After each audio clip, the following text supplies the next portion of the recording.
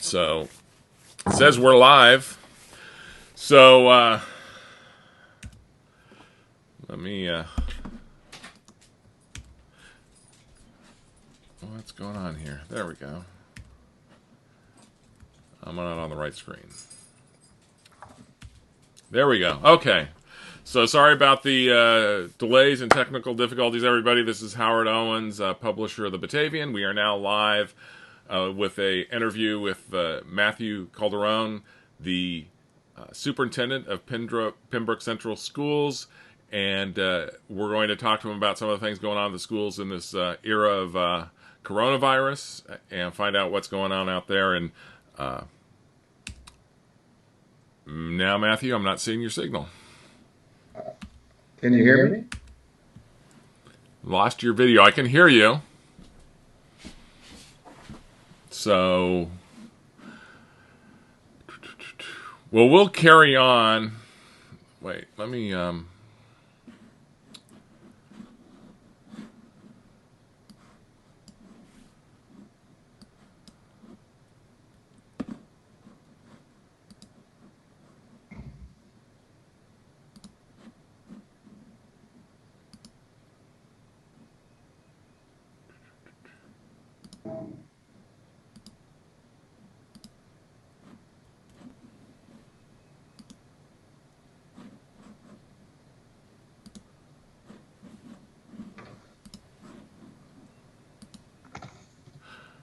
okay, I got that working there. And we'll take that away. Okay, and now I can see you there. Let me make one more change over on this other screen here. I haven't had this come up before where you were not showing up right.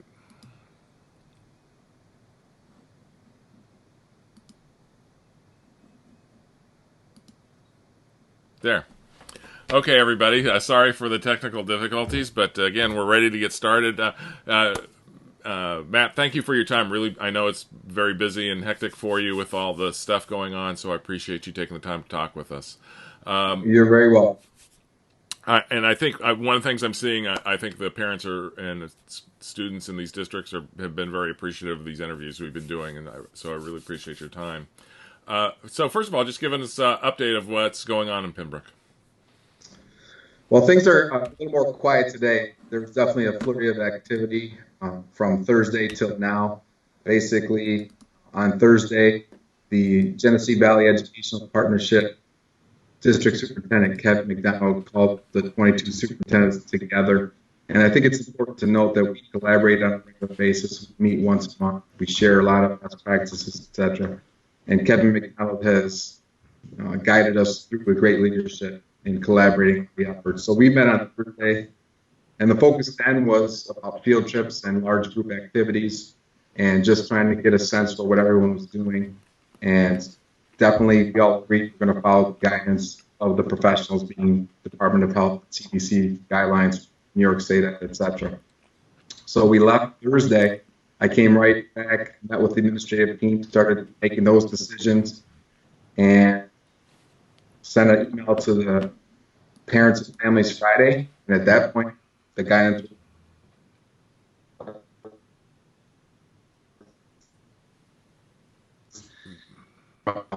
Your audio dropped out there a little bit. Okay, so the at last that I heard point, you talk about, last word I heard was about guidance. so the guidance at that point was if you have a case in your school, then close, and otherwise follow all the precautions so that the virus doesn't spread. And then Friday, I sent messages to parents, letting them know what was going on. If we were going to be reducing the size of groups and looking at different field trips, and then things rapidly changed on Saturday.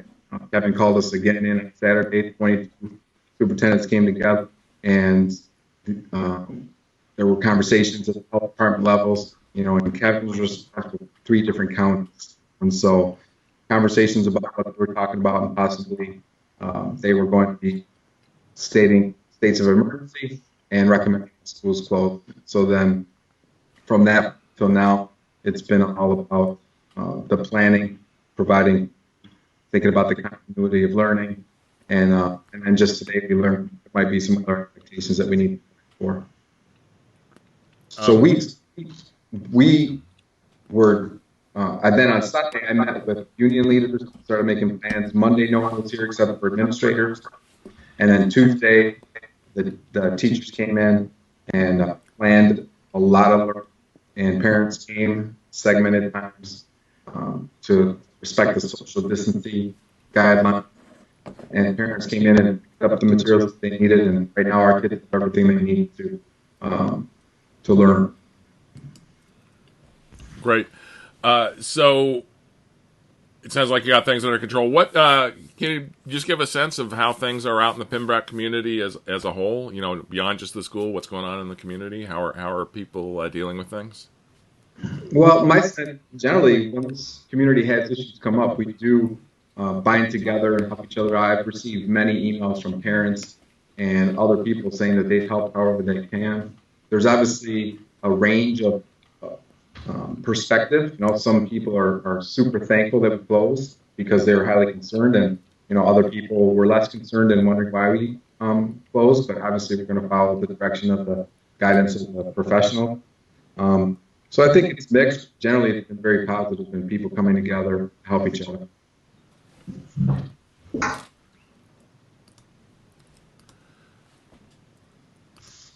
So, what has been the message to the students about the pandemic? So I haven't had any direct messaging directly to students. My messaging has been to the teachers, obviously, and the parents. And my encouragement is following the guidelines from New York State, to be honest with the facts with students, and to alleviate the concerns. We're working together. Professionals are on it, and we're going to get through this together. And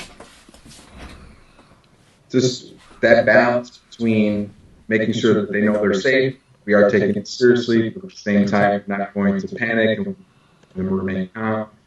And there's been some great comic type of articles that students can read. And I know the teachers have done a great job working with the students as well. We had a teacher who already started Google Classroom the day before we even started our instruction, and had all the whole class together. And they were really just to be able to interact with each other. So we're happy.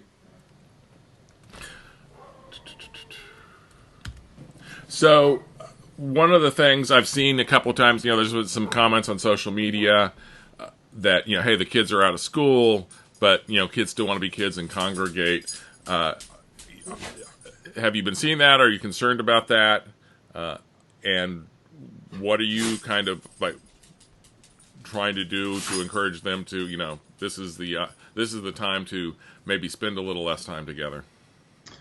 Yes, I've responded to parents on a regular basis, almost every day, multiple times a day. Messaging is always the same. We want to follow the guidelines that they provided to us. Social distancing, the small groups of 10 or less. It's a little bit different in a rural community because in order for kids to get together, they actually, in a lot of cases, have to be driven to their friend's house. It's not like when I grew up, where I live in a large apartment complex, I could go outside and be around dozens and dozens of kids, and my parents had no idea where I was, etc. So we've got responsible parents. I know this has everyone's attention, and so I trust that they're going to, adhere to it. And I know the mom talking, it's my wife. The parents associates with talking about spending a lot of time with the families, playing board games. Actually, my wife found this COVID-19 daily schedule that she set up a structure and sat down with the kids and said, here's your schedule by hour, and kind of structured the time. Some of my kids loved it, and some of them didn't. Well, that seems like a great idea. Hopefully other parents will see that and pick up on that. Is structure the day for the kids, and I know that you're still trying to keep them involved in instruction, correct?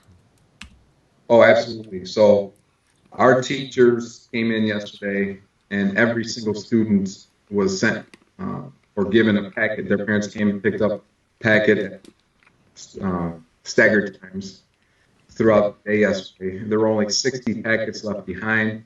So our principals and our SRO delivered some door to door. And then today at 2 o'clock, bus drivers delivered the rest. So every single student in our district has a packet of hard copy material, has all the information how to get on the Google Classroom and the different technology sites that the teachers. And we also, because we are one district, but the kindergarten through 5th grade initially wasn't taking their one-to-one mobile devices home, but we provided the parents the opportunity to do that. So they signed those out, and most children take those. But now all of our kids have everything they need, and the teachers have already started that instruction. Great. Are there additional support services you're offering to the students and families? Absolutely. We're providing free lunches to the students that are enrolled in the free reduced meal program. We also extended that to families that might be experiencing some physical hardship right now because maybe they were let go from work. We're obviously not going to turn any person away that's experiencing hardship and needs the help with meals. So that started today. So the parents that have been identified or have been given the information can pick up meals between 12 and 6, Monday, Wednesday, and Friday. And we just got word today that we need to make a plan relative to child care for parents who are in the healthcare industry. And so we're not 100% sure about all the guidelines relative to that, but we're starting to look at that as well. So I've assumed something. I'm going to ask a question. Serena is your daughter, correct? Yes, Serena's my daughter. One of 7 of my children. Okay. And big year in basketball for her and the rest of the team. The Lady Dragons were, it was near the end of a great season. One of the top-ranked teams. I think they're number 1 ranked in their class, right? Right. And so, they had a shot at playing for a state championship. Season gets cut short. How the girls been taking that?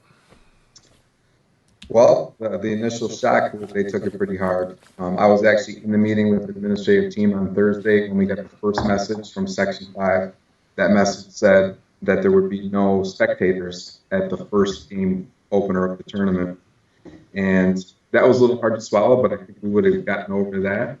But then about 5 minutes later, the word came from the state that the tournament was postponed indefinitely. And so the athletic director went down, met with the girls. I was there when he did.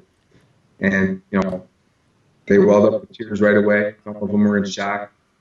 And then they went out to dinner at Main Street Pizza. And from what I understand, that was a big sob. They were very upset.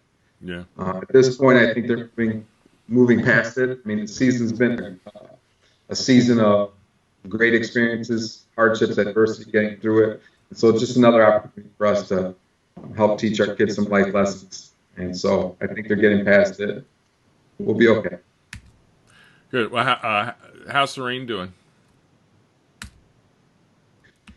She was doing pretty good until she got that big packet of work that she has to do.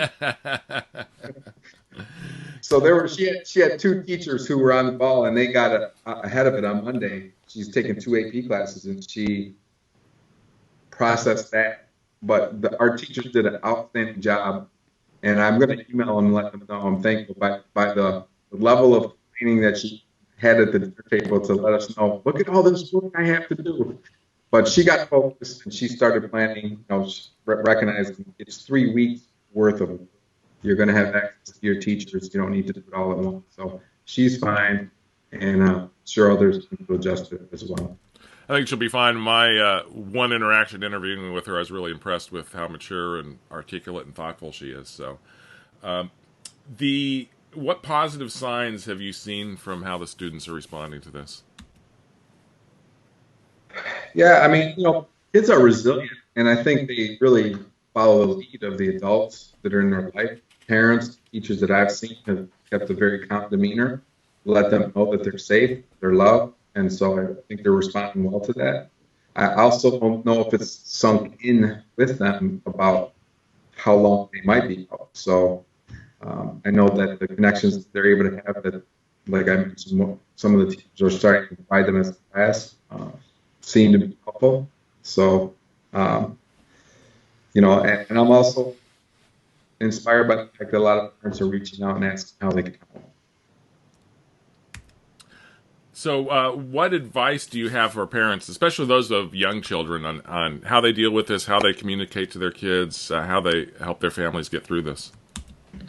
Yeah, I think we need to provide a balance in our communication, focus on the facts, reassure them that we're going to be okay, we're going to get through this, try to minimize the fear and anxiety, and whether it's them or even us as adults. If we're experiencing anxiety about this, there's a lot of resources, a lot of people willing to help. We've shared some of that information, and so I think we need to be careful as we're trying to isolate ourselves that we don't isolate. We need to pay attention to what's going on, reach out to the people, find out we're okay, and obviously follow the guidelines, develop structure if possible, and try to get the kids connected by the technology through the social media, the Zoom, and spend time together, play some games, enjoy this time. Sometimes the problem is a solution. In America, we're way too busy, and this is an opportunity to reconnect at home. Well, I appreciate your time, Matt. Any final thoughts that you want to share? Anything I didn't ask about that you want to be sure and share with your community? We're going to get through this, and we're going to get through this together. I trust, the proactive approach has been taken for us to get out ahead of it and to prepare. I think we'll be okay, and let's take it one step at a time, one day at a time.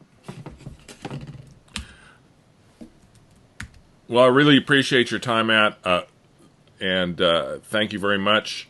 We're going to sign off now. This is Howard Owens, publisher of the Batavian, and we've just finished an interview with Matthew Calderon, the superintendent of Pembroke. And again, thank you for your time.